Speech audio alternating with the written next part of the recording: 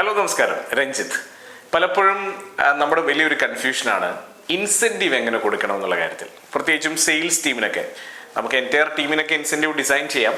പക്ഷേ സെയിൽസ് ടീമിനെ എങ്ങനെ ഇൻസെൻറ്റീവ് കൊടുക്കണം എന്നുള്ള കാര്യത്തിൽ പല ആളുകൾക്കും വലിയ സംശയങ്ങളുണ്ട്. ഇൻസെൻറ്റീവ് എന്തിനാണ് കൊടുക്കുന്നത് എന്നുള്ളതിനെ കുറിച്ച് ആദ്യം നമുക്കൊരു ധാരണ ഉണ്ടാവണം, അല്ലേ? ഇൻസെൻറ്റീവ് എന്തിനാണ് കൊടുക്കുന്നത്? ഇൻസെൻറ്റീവ് ഈ വർക്ക് ചെയ്യുന്ന ആളുകൾക്ക് ഒരു മോട്ടിവേഷൻ ഉണ്ടാവാൻ വേണ്ടി കൊടുക്കുന്ന പരിപാടിയാണ്. അപ്പം ഏറ്റവും ആദ്യത്തെ ഇൻസെൻറ്റീവിൻ്റെ ഒബ്ജക്റ്റീവ് എന്ന് പറയുന്നത് പ്രൊവൈഡ് മോട്ടിവേഷൻ എന്നുള്ളതാണ്. അയാൾക്ക് മോട്ടിവേഷൻ ഉണ്ടാവണം, അല്ലാതെ പിന്നെ ഇൻസെൻറ്റീവ് കൊടുത്തിട്ട് കാര്യമില്ലല്ലോ. അപ്പോൾ എങ്ങനെയായിരിക്കും അയാൾക്ക് മോട്ടിവേഷൻ ഉണ്ടാവുക? മോട്ടിവേഷൻ ഉണ്ടാവാൻ പല കാര്യങ്ങളുണ്ട്. വെറുതെ പൈസ കിട്ടിയോണ്ട് മാത്രം മോട്ടിവേഷൻ ഉണ്ടാവണമെന്നില്ല. പൈസ കിട്ടണം എന്നുള്ളത് ആദ്യത്തെ കാര്യമാണ്. പൈസ കിട്ടണം. അപ്പോൾ പറഞ്ഞാൽ ആ പൈസ കൊടുക്കാൻ നമ്മൾ തയ്യാറാവണം. അപ്പോൾ അതുകൊണ്ട് തന്നെ വളരെ ശ്രദ്ധിച്ച് നമുക്ക് പറ്റാവുന്ന പൈസയെ അല്ലെങ്കിൽ നമുക്ക് കൊടുക്കാൻ പറ്റുമെന്ന് ഉറപ്പുള്ളൊരു പൈസയെ നമ്മൾ കമ്മിറ്റ് ചെയ്യാവൂ. അത് ആദ്യത്തെ റൂളാണ്. അതേസമയം ചെറിയ പൈസ കിട്ടിയാൽ ആളുകൾ മോട്ടിവേറ്റഡ് ആവണമെന്ന് നിർബന്ധമില്ല. ഇപ്പോൾ ഒരു എക്സാമ്പിൾ പറയുകയാണെങ്കിൽ അയാൾക്കൊരു ഫിക്സഡ് ആയിട്ടുള്ള എമൗണ്ട് സാലറി ഉണ്ടാവും. 20,000 രൂപയാണെന്ന് വിചാരിക്കുക. 20,000 രൂപ കിട്ടുന്ന ഒരാൾക്ക് ഒരു പക്ഷേ ഒരു 5,000 രൂപ ഇൻസെൻറ്റീവായി കിട്ടിയാൽ കുഴപ്പമില്ല, കൊള്ളാം എന്നുള്ളൊരു തോന്നലുണ്ടാകാം. കാരണം എന്താ, 4/1 ഇൻസെൻറ്റീവ് കിട്ടുകയാണ്.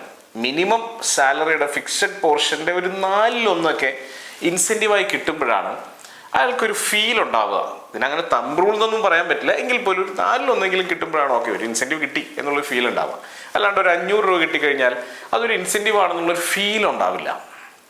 ഈ ഫീലാണല്ലോ അൾട്ടിമേറ്റ്ലി അയാളെ മോട്ടിവേറ്റ് ചെയ്യുന്നത്. അപ്പം സാലറിയുടെ 4/1 ഇൻസെൻറ്റീവ് കിട്ടുന്ന തരത്തിലേക്കെങ്കിലും ഇൻസെൻറ്റീവിൻ്റെ ബേസിക് സ്ലാബ് നമുക്ക് സെറ്റ് ചെയ്യാൻ പറ്റണം. എന്താ ഈ ബേസിക് സ്ലാബ് എന്ന് പറയുമ്പോൾ അതെ, ഇത് പല സ്ലാബുകളായിട്ട് വേണം കൊടുക്കാൻ. കാരണം മോട്ടിവേഷൻ പല സ്ലാബുകളിലാണ് കിടക്കുന്നത്. ഇപ്പം നമ്മളൊരു ടാർഗറ്റ് കൊടുത്തിട്ടുണ്ടാവും. ഒരു എക്സാമ്പിൾ പറയുകയാണെങ്കിൽ 5 ലക്ഷം രൂപ ടാർഗറ്റ് അച്ചീവ് ചെയ്യണം, അല്ലെങ്കിൽ കളക്ഷൻ കൊണ്ടുവരണം എന്നുള്ള ടാർഗറ്റ് ആയിരിക്കാം. അപ്പോൾ ഈ 5 ലക്ഷം മുതൽ വേണമെങ്കിൽ ഇൻസെൻറ്റീവ് തുടങ്ങാം. വേണമെങ്കിൽ 80% മുതൽ തുടങ്ങാം. 80% അച്ചീവ്മെൻ്റ് ഉണ്ടെങ്കിലും ചെറിയൊരു ഇൻസെൻറ്റീവ്, കൊച്ചു ഇൻസെൻറ്റീവ്, അത് ഈ 5,000 വേണമെന്നില്ല. ഈ 5,000 ടാർഗറ്റ് മുതൽ തുടങ്ങിയാലും മതി. ഞാൻ ഉദ്ദേശിച്ചത് 20,000 രൂപയുള്ള ഒരാൾക്ക് 5,000 എന്നുള്ളതാണ് ഉദ്ദേശിച്ചത്. Depending on the industry, depending on the team structure, പല കാര്യങ്ങളൊക്കെ വെച്ചുകൊണ്ട് ഇൻസെൻറ്റീവിൻ്റെ രീതികളൊക്കെ മാറും കേട്ടോ. അപ്പോൾ അതുകൊണ്ട് കൃത്യമായി പറയാൻ പറ്റില്ല അത്. എങ്കിൽ പോലും നിങ്ങൾക്ക് ഈ 5,000 എന്നുള്ളത് നിങ്ങളുടെ ആ ടാർഗറ്റിൽ നിന്ന് സ്റ്റാർട്ട് ചെയ്യാം.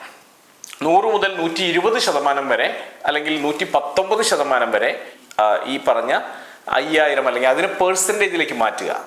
ഫോർ എക്സാമ്പിൾ 5 ലക്ഷത്തിൻ്റെ 1% ആയിരിക്കുമല്ലോ 5,000 എന്ന് പറയുന്നത്. അപ്പോൾ 1% ഇൻസെൻറ്റീവ് എന്നുള്ളത് 100 മുതൽ 119 അല്ലെങ്കിൽ 120% വരെ. 120 മുതൽ 150% വരെ ഈ 1% എന്നുള്ളത് വേണമെങ്കിൽ നിങ്ങൾക്ക് 1.5%, 2%, ഡിപ്പെൻഡിങ് ഓൺ നിങ്ങളുടെ പ്രോഫിറ്റബിലിറ്റി കൂടി നോക്കിയിട്ട് വേണം കേട്ടോ തീരുമാനിക്കാൻ. 2% എന്നുള്ളത് നോക്കുക. 2% എന്ന് പറയുമ്പോൾ വലിയ മാറ്റമായി. അപ്പോൾ ഇപ്പോൾ ഒരു 7 ലക്ഷം രൂപ അച്ചീവ് ചെയ്തിട്ടുള്ള ഒരാളാണ് എന്ന് വിചാരിക്കുക. 7 ലക്ഷം രൂപ അച്ചീവ് ചെയ്തിട്ടുള്ള ഒരാളെ സംബന്ധിച്ചിടത്തോളം അപ്പോൾ 7 ലക്ഷത്തിൻ്റെ 2% എന്നുള്ള രീതിയിൽ അദ്ദേഹത്തിന് പൈസ കിട്ടും. ഏകദേശം ഇപ്പോൾ ഒരു 14,000 രൂപ ഇൻസെൻറ്റീവായി കിട്ടും. അതേസമയം ഇനിയിപ്പോൾ കുറേയും കൂടിയും കൂടുതൽ അച്ചീവ് ചെയ്തു, 100%, അതായത് 100% എക്സ്ട്രാ അച്ചീവ് ചെയ്ത് 200% വേണമെങ്കിൽ നിങ്ങൾക്കത് 3% വർദ്ധിപ്പിക്കാം. അപ്പോൾ പലതരത്തിൽ സ്ലാബുകൾ സെറ്റ് ചെയ്യാം. കൂടുതൽ അച്ചീവ് ചെയ്യാൻ വേണ്ടി ആളുകളെ പ്രോത്സാഹിപ്പിക്കാം. അപ്പോൾ ഇത് വളരെ ലോജിക്കലായിരിക്കും. ടാർഗറ്റുകൾ സെറ്റ് ചെയ്യുന്നത് ലോജിക്കലായിരിക്കണം. അവർക്ക് എത്തിപ്പെടാൻ പറ്റുന്ന ടാർഗറ്റുകൾ, ഒന്ന് സ്ട്രെച്ച് ചെയ്താൽ എത്താൻ പറ്റുന്ന ടാർഗറ്റുകളാണ് സെറ്റ് ചെയ്യുന്നത് എന്നുള്ളത് ഉറപ്പുവരുത്തണം. മാത്രമല്ല അവരെ പതിയെ ഇൻസെൻറ്റീവ്സ് അച്ചീവ് ചെയ്യിപ്പിച്ച് അവർക്കതിൻ്റെ ഒരു ടേസ്റ്റ് ഫീൽ ചെയ്യിപ്പിക്കണം. എന്നാൽ മാത്രമാണ് ആളുകൾക്ക് ഇൻസെൻറ്റീവിനോടൊരു താല്പര്യമുണ്ടാവുക. ഇങ്ങനെ ഇൻസെൻറ്റിവൈസ് ചെയ്ത് കഴിഞ്ഞാൽ ഒരു കാര്യം നമ്മൾ മനസ്സിലാക്കേണ്ടത്, പണം ഏറ്റവും വലിയ മോട്ടിവേറ്ററാണ് എന്തൊക്കെ പറഞ്ഞാലും. അപ്പോൾ അതുകൊണ്ട് തന്നെ ഈ ഇൻസെൻറ്റീവ്സ് ലഭിക്കും എന്നറിഞ്ഞാൽ അവരിൽ തന്നെ ഒരു കോൺഫിഡൻസ് ഉണ്ടാവും. അവർ കൂടുതൽ വർക്ക് ചെയ്യാൻ തയ്യാറാവുകയും ചെയ്യും. അപ്പോൾ ഇൻസെൻറ്റീവ്സിനെ കുറിച്ച് പറയുമ്പോൾ ഞാൻ ജനറലായിട്ട് പറയുന്ന ഒരു വീഡിയോ ആണ്, വളരെ തമ്പ് റൂൾ അല്ലെങ്കിൽ ലോജിക്കൽ സീക്വൻസ് വെച്ചിട്ടൊന്നുമല്ല.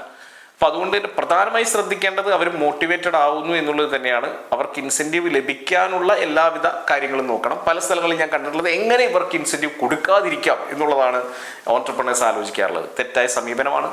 എങ്ങനെയാണ് ഇവർക്ക് ഇൻസെൻറ്റീവ് കൊടുത്ത് അവരിൽ നിന്ന് കൂടുതൽ കച്ചവടം ഉണ്ടാക്കാൻ പറ്റുക എന്നുള്ളതാണ് ഓൺട്രപ്രണേഴ്സ് എല്ലാവരും ട്രൈ ചെയ്യേണ്ടത്. എന്തായാലും നിങ്ങൾക്ക് കൃത്യമായിട്ടുള്ള ഇൻസെൻറ്റീവ് പ്ലാനുകളൊക്കെ ഡിസൈൻ ചെയ്യണമെങ്കിൽ ഞങ്ങളെ സമീപിക്കാം. ഞങ്ങൾക്ക് PPP എന്നൊരു പ്രോഗ്രാം ഉണ്ട്. പീക്ക് പെർഫോമൻസ് പ്രോഗ്രാം എന്നാണ് അതിൻ്റെ പേര്. ഓരോരുത്തരുടെയും ഇൻഡിവിജ്വൽ ആയിട്ടുള്ള ക്യാപ്പബിലിറ്റീസ് അനലൈസ് ചെയ്യും, അവരുടെ കൃത്യമായിട്ടുള്ള KPIs ഡിസൈൻ ചെയ്യും, അതിനനുസരിച്ചുള്ള ഇൻസെൻറ്റീവ് പ്ലാൻസ് ഉണ്ടാക്കുകയും ഒക്കെ ചെയ്യുന്ന ഒരു പ്രോഗ്രാമാണ് PPP. അപ്പം താല്പര്യമുള്ളവർക്ക് ഈ നമ്പറിൽ കണക്ട് ചെയ്യാം. കാരണം PPP എല്ലാ ഓർഗനൈസേഷൻസിൻ്റെയും പെർഫോമൻസ് പീക്ക് ലെവലിലേക്ക് എത്തിക്കാൻ അത്യാവശ്യമായിട്ടുള്ളൊരു സംഗതിയാണ്. All the best.